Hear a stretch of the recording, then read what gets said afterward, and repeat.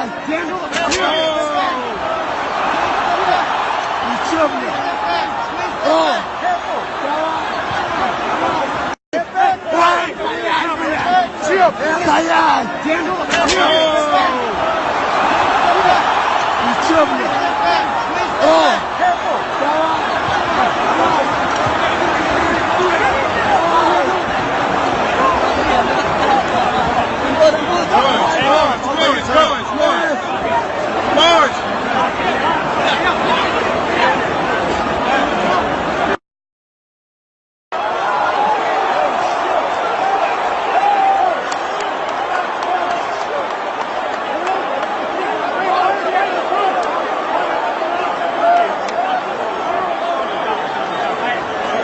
Со мной рядом президент UFC Дан Уайт, сразу после UFC 229. Блестящий титульный бой между Хабибом Нурмагомедовым и Конором Макгрегором, где Хабиб задушил Конора в 4-м раунде. Ты был возле клетки, все видел, ты не мог бы рассказать, что там произошло, и какие будут у всего этого последствия? Один из парней Конора кричал какие-то оскорбления Хабибу, в итоге тот перемахнул через клетку и бросился на него. В это же время двое парней Хабиба запрыгнули в клетку и бросились на Конора. И что же будет дальше? Тут ведь драка или даже две драки. Расскажи, какие будут твои следующие шаги. Послушайте, атлетическая комиссия Невада заморозит оба его чека. В данный момент мы отдаем им видеоматериалы, чтобы они могли вести расследование. В общем, это серьезное дело. Хабибу может грозить отстранение. Этих парней могут лишить виз для въезда в страну. Большие штрафы, поэтому они заморозили его выплаты. В общем, все серьезно. Какую оценку ты бы дал действиям Хабиба? Это было, послушай, угловой Конора, он все это спровоцировал. Да, выходка Хабиба была нелепой, он только что выиграл большой бой. На него вот-вот должны были надеть пояс.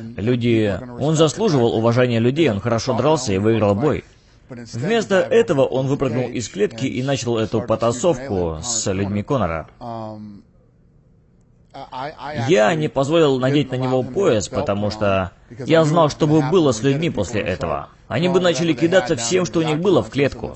Поэтому я попросил людей окружить его и вывести за сцену. Потому что я точно знал, что будет. Я на самом деле считал, что мы будем счастливчиками, если нам удастся просто вывести его. Все это плохо. Будет расследование, возглавляемое атлетической комиссией Невады. Будут большие штрафы, и у него будут большие проблемы. Где эти парни сейчас? Хабиб и Конор. Они в раздевалке? Конор в раздевалке, с семьей и друзьями. А Хабиб, я не знаю. Но трое его парней арестованы. Ты общался с Конором? Да. Что он сказал обо всем этом? Он сказал, да, для меня это все не имеет значения. Меня это не волнует. Но, конечно, он расстроен тем, что проиграл бой. Знаю, мы должны дождаться решения комиссии и то, что скажет полиция, но что скажет президент UFC? Что ты считаешь нужно... Что будет с Хабибом, с титулом чемпиона? Какое будет наказание? Я не знаю, нам нужно увидеть, что будет дальше. Как все сложится. Никто не делал такого и не должен делать в будущем. Особенно те парни, которые залезли и стали бить Конора. Он только что отпахал 4 тяжелых раунда, а вы свежие залезли и стали бить его. Все это очень плохо. Мы говорили об этом бое как о крупнейшем бое, который устраивали UFC. После того, что было, ты считаешь, что это был плохой вечер для UFC и для спорта в целом? Очень плохой вечер. Насколько? Весьма. Просто реально плохой вечер. Худший. Что ты думаешь непосредственно о бое? До того, как случилась вся эта драка. Великолепный бой. Мне казалось, что в первом раунде на земле Конор неплохо справлялся. Ведь если Хабиб вас валит, то он просто размазывает вас там внизу. И дальше мы такое увидели, когда Конор уже подустал от борьбы. Но в целом это был великолепный бой. Оба парня выложились на все 100. С начала и до конца. Последний вопрос. Я знаю, что легко быть умным задним числом, но все же, вы готовились к такому исходу? Вы пытались предотвратить такие вещи? Это вообще возможно? Да, пытались. Мы делали все для того, чтобы предотвратить это. Вы видели, сколько там охраны было? Сколько там было полиции? Даже просто с ума сойти. Но это все равно случилось.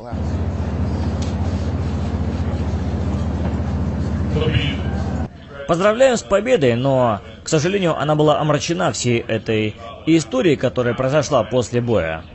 Ты не мог бы рассказать со своей точки зрения, что заставило тебя выпрыгнуть из клетки и броситься на одного из парней Конора? Привет, ребята, как дела? Во-первых, я хотел бы извиниться перед атлетической комиссией Невады, перед Лас-Вегасом. Я знаю, что эта выходка не показывает меня с лучшей стороны. Но меня немного расстраивает вот что. Я не понимаю, почему все говорят о том, что я выпрыгнул из клетки, а как же все то, что он говорил про мою религию, про мою страну, про моего отца. Он пришел в Бруклин и разнес автобус, чуть не убил 2 людей. Почему никто не говорит про это дерьмо? Почему все говорят, что я перемахнул через клетку? Почему все только об этом говорят? Вот чего я не понимаю. И уважение, мой отец учил меня. Ты должен всегда быть уважительным. Вся моя команда в Калифорнии, где я тренируюсь уже 7 лет, они все знают, кто я. Все мои друзья, все, кто знаком со мной, они знают, кто я. Поэтому я вам говорю, эти парни, не только он, а его команда тоже, они все тэп-машины. Когда что-то идет не по их плану, они стучат. Что было сегодня? Они называли его двукратным чемпионом в 2 весовых категориях, а потом он постучал. Вот поэтому мой пояс со мной, я неоспоримый непобежденный чемпион. Поэтому я хотел бы просто добавить. Вы знаете, люди немного как бы... Даже не люди, медиа, журналисты, они немного изменили спорт. Это честный спорт, где нужно уважение, а не трэш-ток. Здесь все должно быть на уважении. Помните, я говорил, я хочу изменить эту игру? Я не хочу, чтобы люди несли херню про оппонентов, про отца, про религию. Вы не можете затрагивать религию, национальность. Просто не можете это затрагивать. Для меня это очень важные вещи. Ну и... огромное спасибо вам. Спасибо, ребята. Спасибо, что подождали. Знаю, что отец врежет мне, когда я вернусь домой, потому что... я просто знаю это. Так что...